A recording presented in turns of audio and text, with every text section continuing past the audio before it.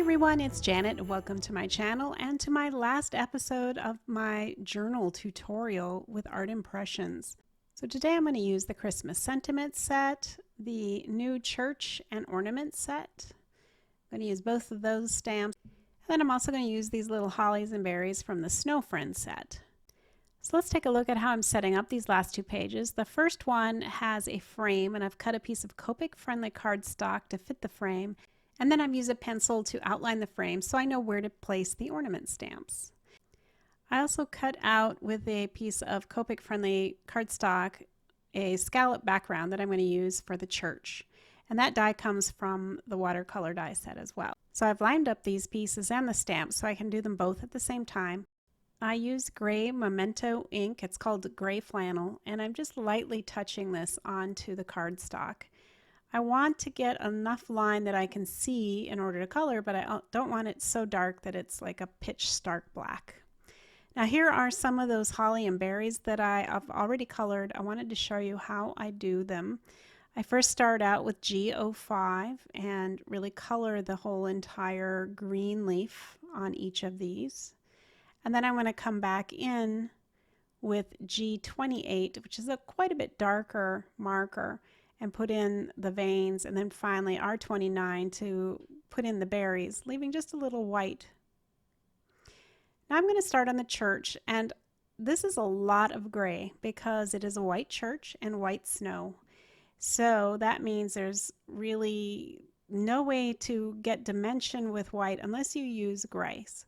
So, and that's not a bad thing. I don't mean that in a bad way. It's just that you can't really let white be just white. And we've talked about this in my other video series in this tutorial, is that in order to create white images, you really just need to apply gray in the shadow areas and think about where you're going to try to create some dimension. Again, using shadow with different grays. And for the most part, I use C3, C1, and C0 with the darkest color first. And the way that I do it is I kind of just start, and then I kind of look at it again and decide where I want some more shadow and where some things are needed. And so that's why you see me go back and forth pretty regularly between C3, C5, C1, and even a little C0 to lighten things up. But what I'm doing is making sure that the major features of this church are highlighted in gray. Keeping in mind that I am going to put some snow on this when I'm done as well. And then I'm going to use C3 to outline the door, and then I'm going to come back with C1 and soften that up a little bit more. C3 is going to come back. I thought that it needed a little more dimension, a little bit more heaviness up there at the roof line. And then I decided to also follow the packaging idea here of putting in board lines in just that front part of the church. It makes it stand out a little bit more, makes it even more a bit three-dimensional, I think. So I use C3 for that, just to put some light soft lines in there, and then coming back with C0 to lighten it up. And of course it doesn't look lighter at first because it's wet, but as it dries it gets lighter and less defined, which is really what we want. We want the sense of boards, not really want actual boards or try to make that look terribly realistic. I'm going to use C7 on the light post. I did want this to stand out and be different. I think in my mind this is probably more like a wrought iron type, or a cast iron would be the right word, I guess, cast iron type fixture. So I started out with that very dark C7. And then C3, I am blending out some with that. And I'm just going to continue to do that. You're going to see me use pretty much C7 in the beginning, C5, C3, C1, and C0. And I experimented and played with this a little bit. I let it set, I come back, I did the light there and kind of just decided to keep going. Why RO2 was used to just make it look a little bit more like there was a candle inside of that yellow fixture. And then I decided to put in some colored glass panes in this church. Very simple ones. They're just in the 4 quadrants using red, purple, green, and blue. So you'll see my blue. And I really used tones that were similar to each other, so I don't have a really, really dark color mixed in with a pastel color. This way they go well together. There isn't a single one that stands out over the other when they are of similar values in color. All right, I like that. It's going to get even better though. This looks pretty rough at the moment. Bear with me, it will get better as I continue to color in here. Now I'm using E29 to put some wood into the door, and then E25 to fill that in to get a little bit of dimension with a darker line. And then I'm using my micron pen to make a doorknob on that door. My scene is in need of some sky, so I'm going to fill that in with B000.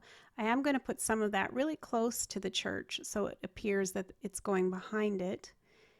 This is a super light color, but I prefer to lighten it up even more by using a colorless blender 0 Copic marker. And I'm just going over the whole thing with that marker, and it will soften it up even a little more and make the edges feather out slightly. So it just creates a softer look. So I'm just going to do a little bit more shading. I used C1 to put in some lines in the steeple. That also was in the packaging.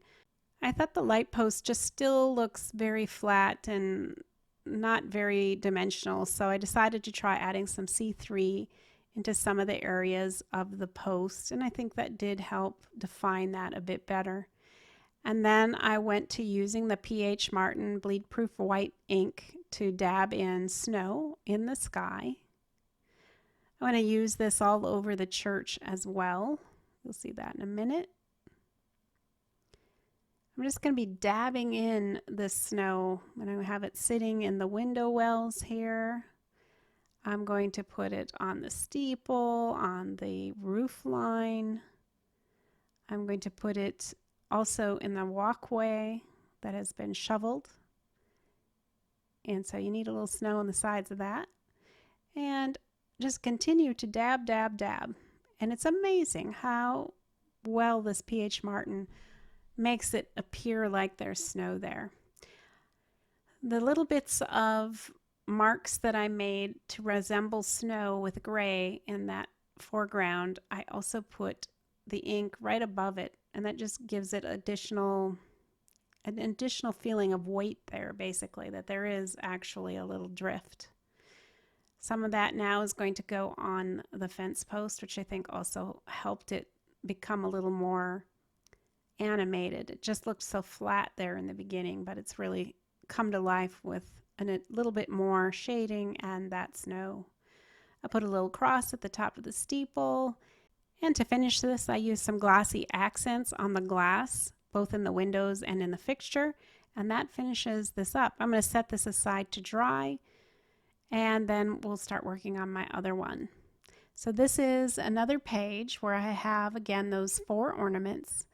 And I'm using R29 initially on this first one to outline it. I also put some flicks in on the side and then use R24 to fill it all in and blend that out. And I'll come back with the R29 and add a little bit more depth again with some shading.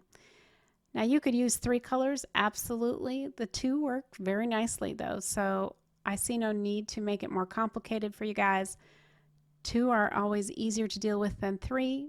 You might get a better look a lot of times with 3, but these are very small images, so you can get some great looks with only 2 colors, and really it does not need to be as hard as you might think. The ornament tops are YR02 and Y15, just adding the YR color for a little bit of shade. I'm using V17 now to make this next ornament. I'll use that as the darker shade, and then I'm going to use V15, just a little bit lighter, to blend that out. And then of course I will come back with V17 and V15 again. That just really helps a lot to get the shading better and the blending quite nice. So now we do B23 for the darker blue shade, and then B21 for the lighter shade. And again, generally I do this twice, darker then lighter, and then do the whole process again. It just gives a better blend and an overall better appearance. Now for green, it's G28. Same thing, flicks on the side. There's a little longer flicks in the middle of this shape.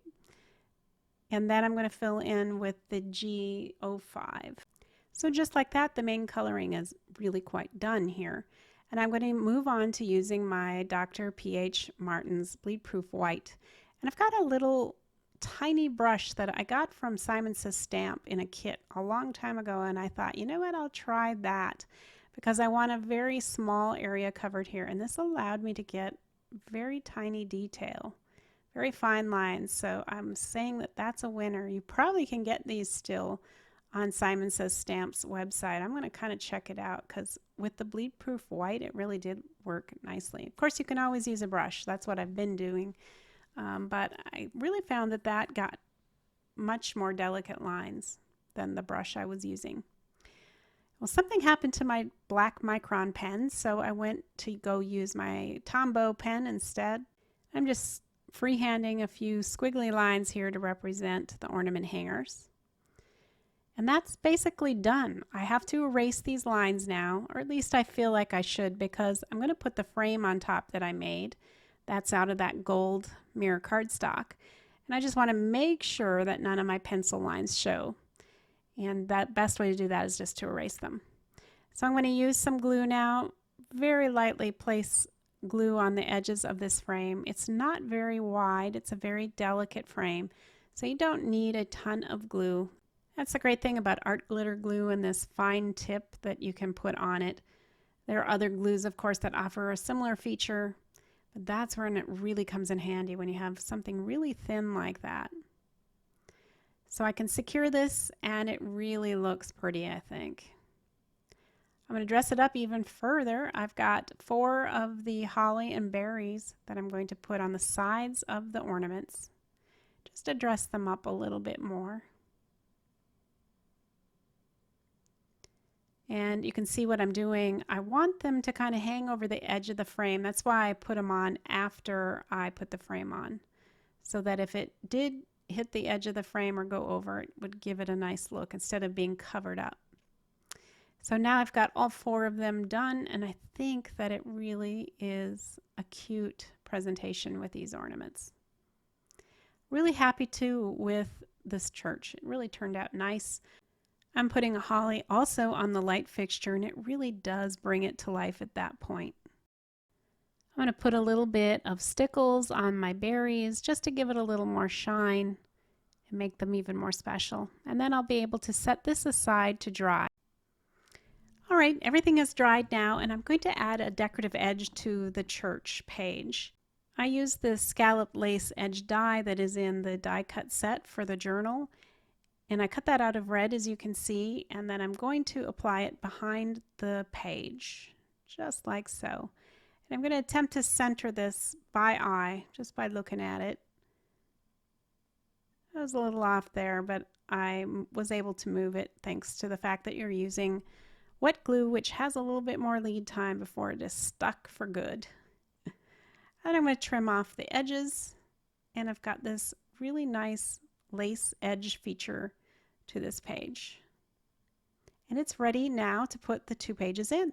I can hardly believe that I am done with all the pages in this book.